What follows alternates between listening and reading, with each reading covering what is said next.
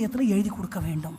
இது எல்லாவற்றிற்கும் ஆதாரமாக நான் சொன்னேன், பனைமரம் ஆண்டவரை நோக்கி, ஒலிவ மர கொடி ஆண்டவரை ஃபஸ்ட்டு டிபெண்ட் பண்ணணும். மரக்கன்று திராட்சை கொடி, ஒலிவ மரக்கன்று ஆலயத்தில் போய் நடப்படணும். ஸோ மூணுக்குமே ஒரே ஃபோக்கஸ், காட் காட் காட், ஆண்டவர் ஆண்டவர் ஆண்டவர். இது எங்கே ஆரம்பிக்கும்? குடும்ப ஜெபத்தில் ஆரம்பிக்கும். உங்கள் வீடுகளில் குடும்ப ஜெபம் இருக்குதா?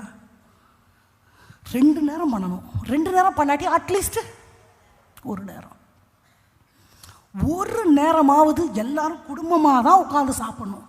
சாப்பிட்டுட்டு ஜோம் பண்ணாலும் சரி, ஜோம் பண்ணிட்டு சாப்பிட்டாலும் சரி.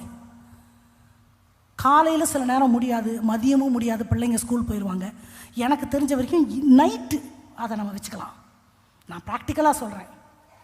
இல்லை உங்களுக்கு வாழ்க்கை முறை எப்படி இருக்கோ, இந்த நேரத்துக்கு சாப்பிட்றதுக்கு முன்னாடி இல்லைன்னா சாப்பிட்ட பிற்பாடு குடும்பமாக உட்காந்து சாப்பிட்டுட்டு பேசிட்டு குடும்பமாக ஜோம் பண்ணிட்டு படுக்கிறத கண்டிப்பாக குடும்பத்துக்காக அந்த நேரத்தை எல்லா தாய் தகப்பனும் ஒதுக்கியே ஆகணும்.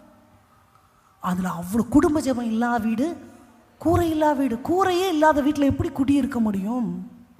ஆண்டவரை வேற எப்படி நான் பிள்ளைகளுக்கு காட்ட முடியும்?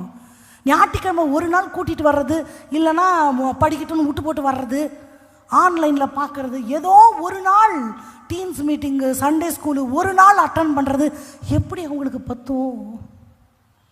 குடும்பமாக உட்காந்து ஜெபம் பண்ணி நமக்கு தெரிஞ்ச வசனத்தை வாசித்து நமக்கு தெரிஞ்ச மாதிரி ஏதோ ஒரு அந்த வசனத்துக்கு ஒரு விளக்கத்தை பிள்ளைகளுக்கு சொல்லி, இல்லை ஒரு சாட்சியை சொல்லி, இல்லை ஒரு சம்பவத்தை சொல்லி அவர்களுக்குள்ள நாளுக்கு நாள் விதைச்சா மட்டும்தான் இந்த நீதிமான ஆண்டவரை பார்ப்பார்.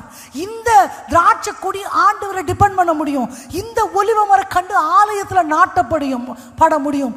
இல்லாவிட்டால் எதிர்காலம் இல்லை. ஏன்னா